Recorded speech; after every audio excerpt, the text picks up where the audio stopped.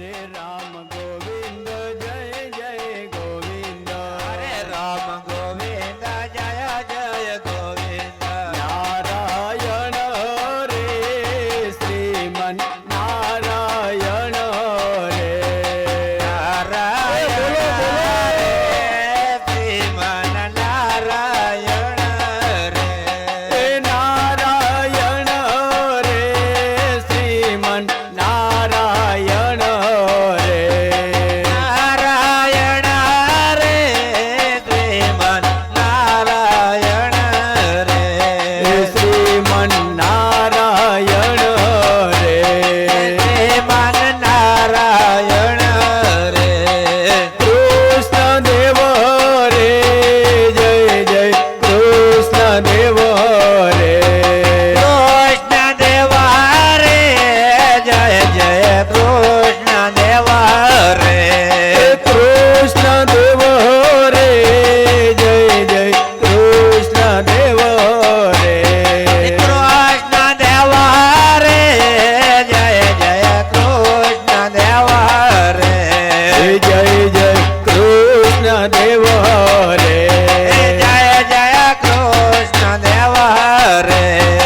વાસુદેવ રે જય જય વાસુદેવ રે, વાસુદેવા રે જય જય વાસુદેવા રે. વાસુદેવ રે જય જય વાસુદેવ રે, વાસુદેવા રે જય જય વાસુદેવા રે. જય જય વાસુદેવ રે, જય જય વાસુદેવા રે. એને ખબર હોય, કારણ કે કોઈની આજ્ઞામાં રહ્યો તો દુનિયા આખીને તમે ગમશો, કારણ કે દેશ વિદેશની અંદર જાશો એટલે આપણે આજ્ઞા પાડવાની વાત છે. હો, શિક્ષાપત્રીની વાત હાલી, શિક્ષાપત્રીનું વર્ષ ચાલી રહ્યું છે અને અદ્ભુત શિક્ષાપત્રીનો જે શ્લોક છે, અને બધાને કદાચ ખબર જ હશે કે જે શિક્ષાપત્રી પ્રમાણે વર્તશે તેના સરે સઘળા કામ થઈ જશે અને તન અને મનના જે રોગ છે ને ઈ ટળી જશે અને આપણો ભગવાન છે એ રાજી થશે. અહીંયા જેટલા બી છે ને કોઈ સામાન્ય નથી, એમ આપણે બધા નક્કી કરવાનું છે. મારા કરતા બધા શ્રેષ્ઠ છે, હકીકત છે આ.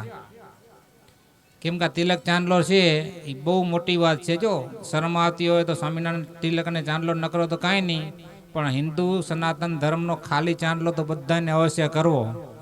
આજે કદાચ શરમ આવશે પણ આવતીકાલે શરમ આવશે નહીં. મારા જે શિક્ષાપત્રીમાં લખ્યું છે કે મારો જે આશ્રિત થયો ને અંધન વસ્ત્રે કોઈથી દુઃખી થશે નહીં.